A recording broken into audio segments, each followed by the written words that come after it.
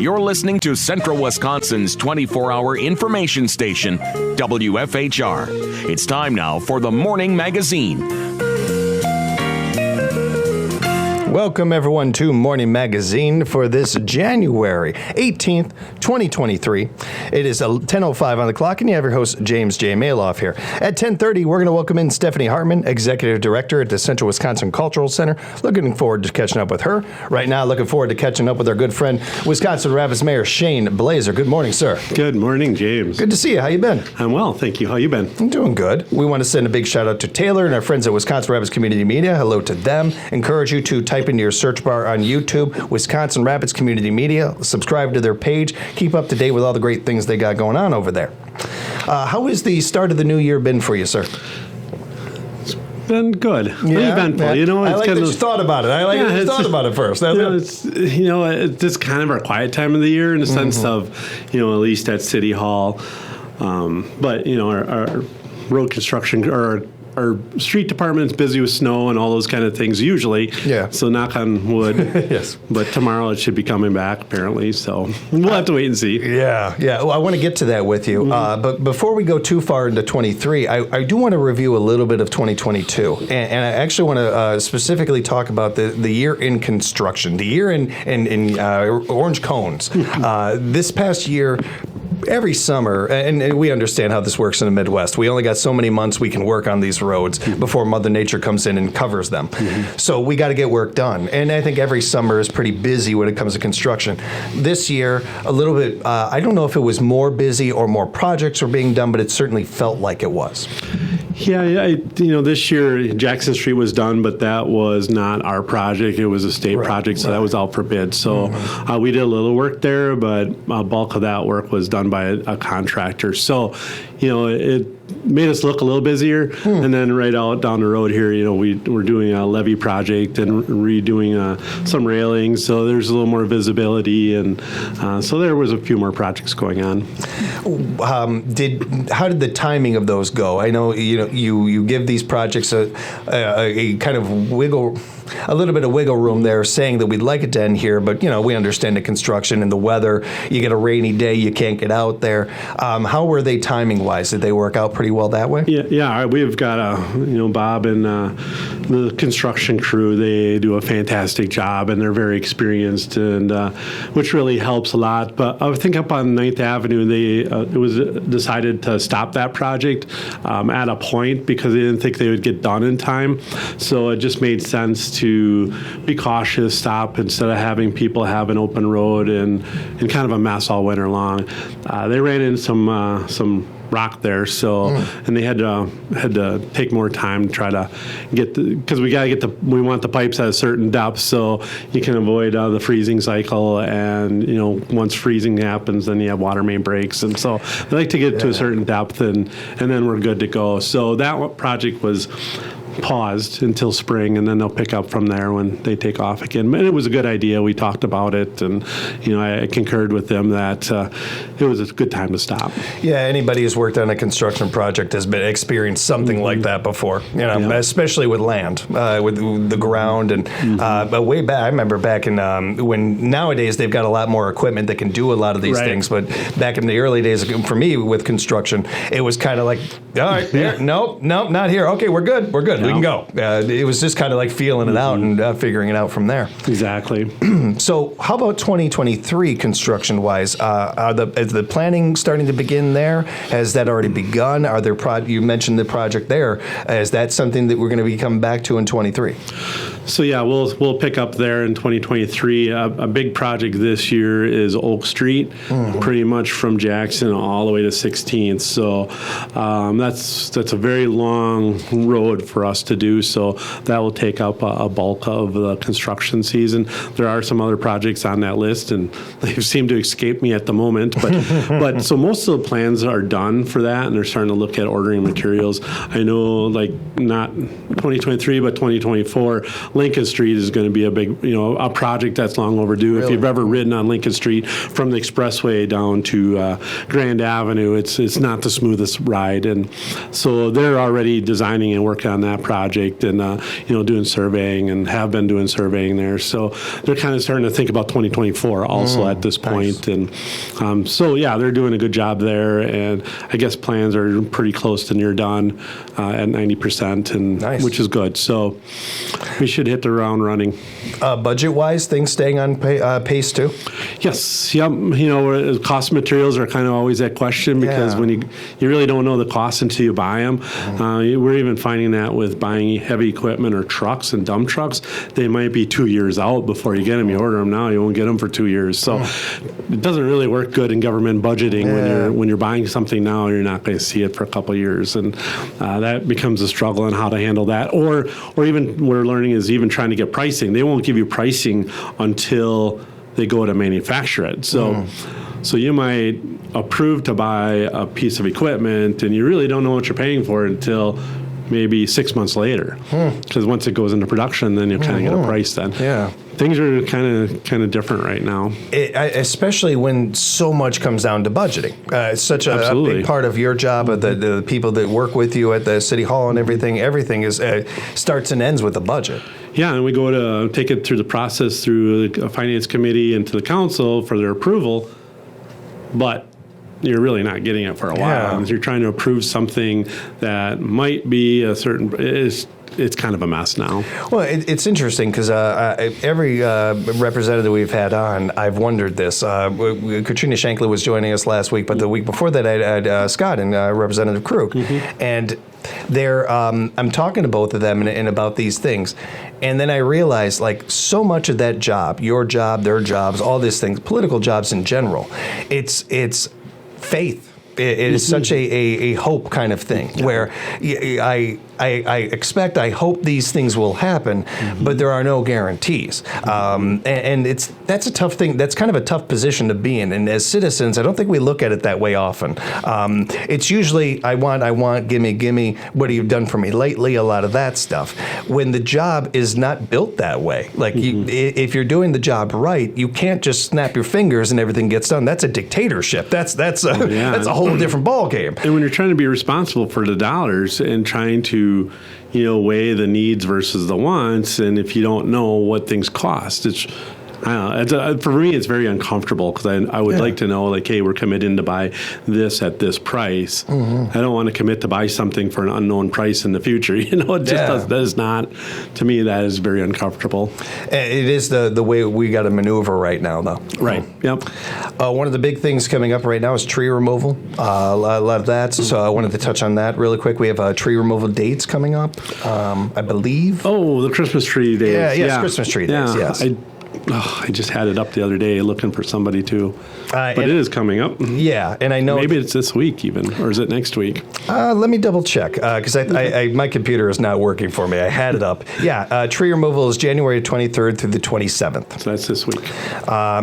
That's going on. So trees must have all decorations and all lights removed. Correct. Want to remind people, one of the better ways to do this, if you're bringing the tree down there, the stump kind of towards the street. Correct.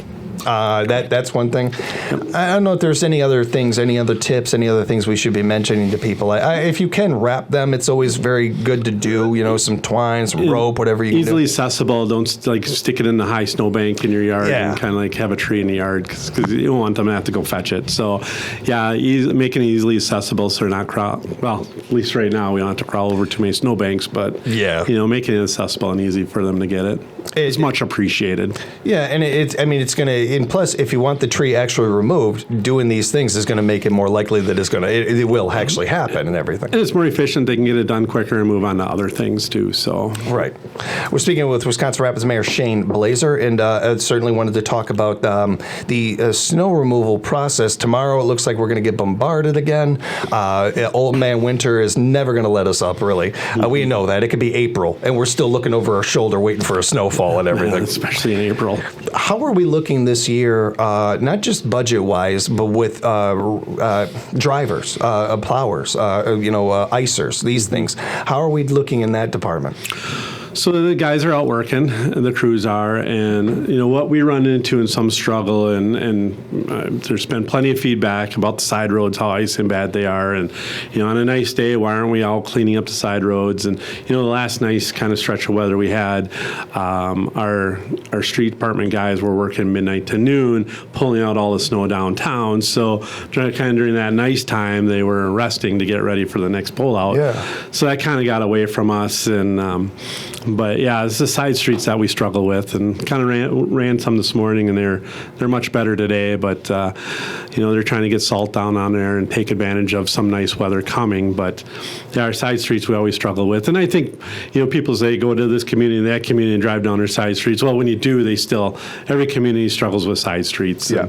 And, we would like every one of our roads to be clear, like the main roads are, but there's not enough money in the budget, there's not enough equipment, and there's not enough people to be able to do that all the time, because it takes about 10 hours to plow the whole city, all the roads and everything. So it's just not feasible to do every single road, every single snowfall. I think a lot of people can get to that thought. I think there's a lot of grown adults out there that don't act like children, that shake their fists in the air and why not me and all this stuff. I think, but what really helps is things like you just said there. It takes about 10 hours to shovel the whole town and everything. Mm-hmm. Those kind of like stats, that helps, I think, people. I think that helps them realize a little bit more of that. And I got to think too that if you are, first off, if you've been in this state for more than a year, you understand what winter brings. Right. If you have been in this area for over a year and you've lived in this certain area, whatever, whether it's a tucked away area or it's on a main road, mm-hmm. you understand how this works. Mm-hmm. And you have to kind of work around that. It's just life. I mean, as you said, we'd love to be able to do all these different things. We'd also love to be able to do this and this and this project and that kind of thing. You do what you can. But that part seems very challenging just for the decision makers. Because it's one thing for us as citizens to say, hey, our road, or hey, our street, or this street over here where my uncle lives, or something like that. But you got to make that decision for everybody. Yeah, and the council has adopted a snow policy, and so every year they kind of review it in the fall. And so, if we're not happy with it, we can talk to our alderpersons. However, I believe if I remember correctly, where there's 4 inches or more, we'll plow all the streets. If it's 2 inches, we'll only plow the main kind of road. So the thought process is that if you live in a subdivision or off the kind of beaten path, you can at least get to a main road relatively quickly, and then you'll have a clear driving spot. But it's kind of the numbers they use, and it's kind of a balance. And but yeah, I just think that there's just not enough equipment and people to plow every road every time. And it's part of the reason why we appreciate so much citizens helping citizens. Mm-hmm. And you see, your elderly neighbor across the street, you could bring your plow over there and do it. We see that all the time, and it's greatly appreciated. It never gets old to me seeing those things happen. So now what I've noticed, driving on some of the side roads today, is that people have frozen humps of plow at the end of their driveway because they wouldn't plow it on a nice day, and then it froze solid. And so now they've got to go over that. So it's kind of, then we hear complaints on that end, and so you never win on that. No, and you're never gonna. No. I mean, it's snow. Mm-hmm. It boggles my mind sometimes of the people who will push back on those things, and it's like you realize you're 50-some years old. You've dealt with snow. You understand what we're dealing with here. Yeah, Wisconsin's going to snow. Yeah, we're all doing the best we can with this stuff too. Mm-hmm. That's I think needs to be considered as well. Yeah, and just as we know, this weather this year once again is. It's crazy how warm it is out and how nice it is for January. But we'll see below zero yet, I'm sure. I wanted to talk about the state shared revenue with you. I know that's been a topic recently. Mm-hmm. Why has it been a topic recently? Well, there's talks that there might be with the surplus that communities will see additional funding.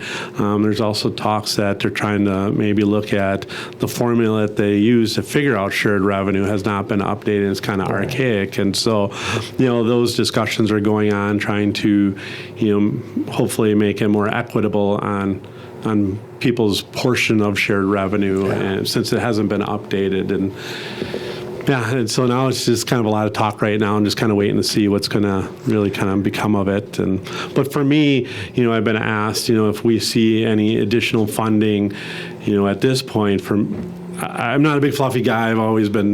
I'm clearly known for that, not big wild projects. So any project, any extra money we get, roads or we need infrastructure, and we need to put into our roads and into we have Paul Vollert and Joe Eichstead are working on a pavement replacement program. So with the transportation utility, degradation fees, and any other money we get, put it into mill and overlay and those kind of improving ride quality on roads that have great infrastructure yet, but the ride quality is really bad. And so working on, earmarking those dollars for the worst roads. And so they've been evaluating and putting together a list of priorities on roads that need a pavement replacement or a mill and overlay type thing to get that money earmarked for those projects coming up this next year.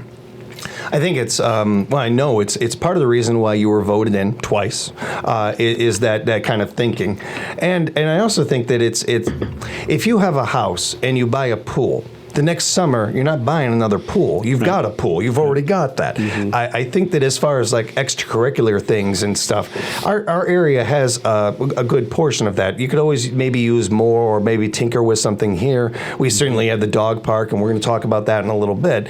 But once that stuff's kind of done, you got the pool, that kind of thing. Well, now let's go ahead and take care of the rest of the house. The siding's coming down, like those things. Like so, to have you in office and to be the kind of mindset you have with that, I think that it's necessary, especially coming out of a pandemic, which I know nobody likes that word. Nobody wants to talk about it.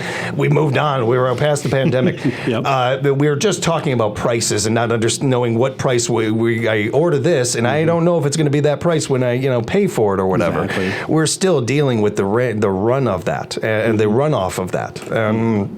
This stuff matters when it comes to, okay, well, how are we going to stay on budget, and how are we going to increase our budget next year? How are we going to stay in the black? These things, all that stuff. I don't want to say anything about previous regimes or anything, but this is about now, and that's what we need right now. Is we need those things, the checks and balances. Absolutely.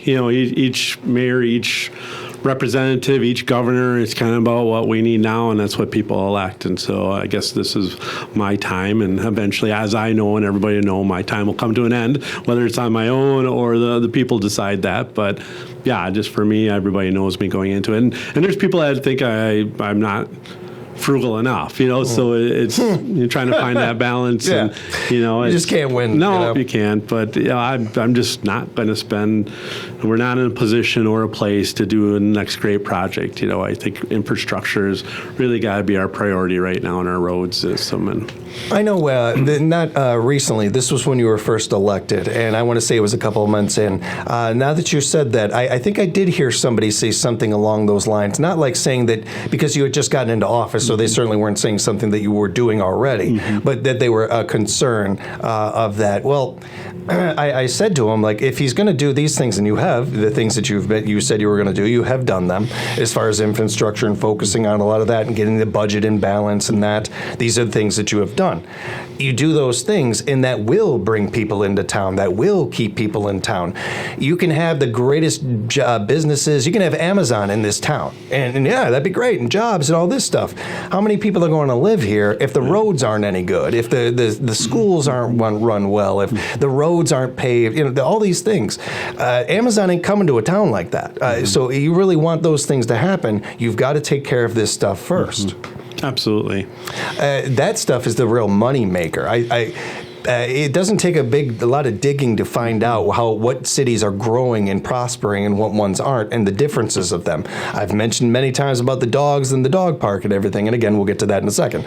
But one of the major things that people are looking for is safety and safe roads and that kind of stuff. This stuff adds to that. I'm going to move to a town that is going to have those things much more likely than I am to a place that isn't.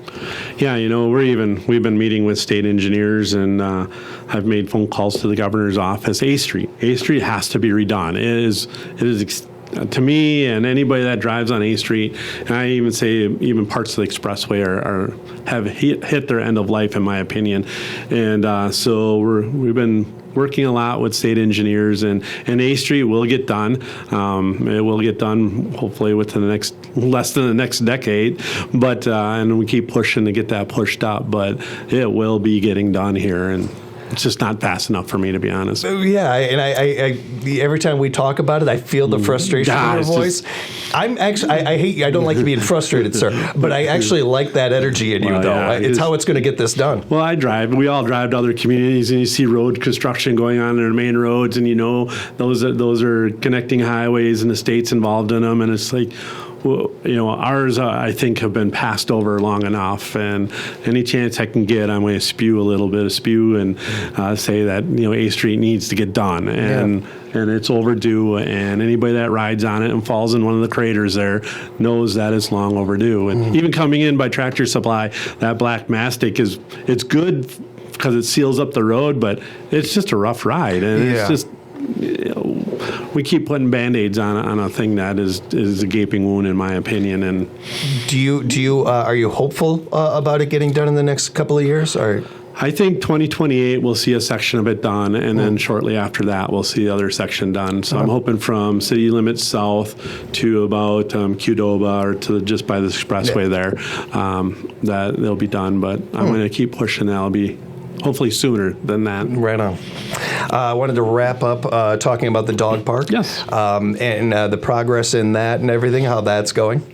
So I spent probably an hour out there before I came here. Right and on. So walking around, they've done a bulk of the deadfall cleanup, and it's all kind of in windrows, and a company's coming in that does our chipping at our compost sites, and they're going to come in and chip that. And it's arrangement. They come and chip it, and they take it away, and we don't get charged for the chipping, and so the work. And so that's great. And Taylor here has done some drone footage when we first acquired the property or kind of made the plan to do a dog park there. And I believe today he's going to go out and fly it again. Really? So we're hopefully he's going to put together a presentation showing the transition. There's a gentleman out there today who's cutting the fence lines in through the woods and everything. He's got this piece of equipment, and so it's coming right along. Oh, that's exciting. That's it is. Really I'm cool. kind of walking around. It's really exciting. There's going to be a big open space. I think it's probably the large dog's about 7 acres, and the small dog's a couple acres, and it's going to be a great space. They ran the water line the other day, so the line's in there because we're going to have water into that park, and then. You can see the fence line starting to develop when you're on the ground in there. And it's an exciting thing for the community, for all of our dog owners, our dog lovers out there. And really, so my fur brother Sam listens to all these interviews, and he's been on me about this and wanting this dog park and everything, wants to go check out the dog park. I'm like, Sam, it'll happen. Just, be patient. But dogs are not very patient. No, and so inside the fence line, we're going to kind of leave inside space, which will ultimately, I think, become a walking trail. And so it'll be a nice walking trail that people will be able to walk on, and then let their dogs just run. And well, I got to figure out how many times around the park it'll take. We figure 2 or 3 times it'll be a mile, and we see that becoming very popular. What a great combination of things there, and it is not only exciting, but it's something for people to look forward to, especially as we're going through these colder months here and everything, having something to think about in the spring and the summer. That's really cool for our area. It's some great work. A big shout out to everybody that worked on this project. Yeah, it's been definitely a team effort from our engineering, our street department, the construction crew. They were able to operate their heavy equipment and get out there and do a lot of good work. And yeah, it's fantastic, our park and rec crews. I wanted to mention where I get a lot of my information and a lot of my questions for my interviews. I get from these cities' website, and we encourage you to go there for any questions you might have. They've got a lot of other good things on there, especially wanted to make sure I mentioned the American Legion Post 9 and City of Wisconsin Rapids Veterans Honor Walk. They're looking for renewals. Yep, that's one of the things on my list too, is that we want to make sure that everybody knows that they are taking renewals to do 2 banners again this year along Grand Avenue, and it's a great event. And I think more importantly, the money raised there is used for veterans and veteran activities. So I think it's a very worthwhile cause, and Absolutely. what a great way to kind of show off your family member and in this honor walk. So yes, that's out there. The 2023 Veterans Honor Walk renewals, and more information you can find in about all the other subjects we've talked about today at wirapids.org. If people have follow-up questions, want to ask other things, how can they do that, sir? You can always call my phone, 715-421-8202. Always a good conversation. Looking forward to the next month already. Thank you for the time, Yep. sir. Thanks, James. Big thank you to Taylor and our friends at Wisconsin Rapids Community Media as well. Thank you so much for the good work you guys do. We'll take a break right here. We'll come back and have some more fun on Morning Magazine here at WFHR.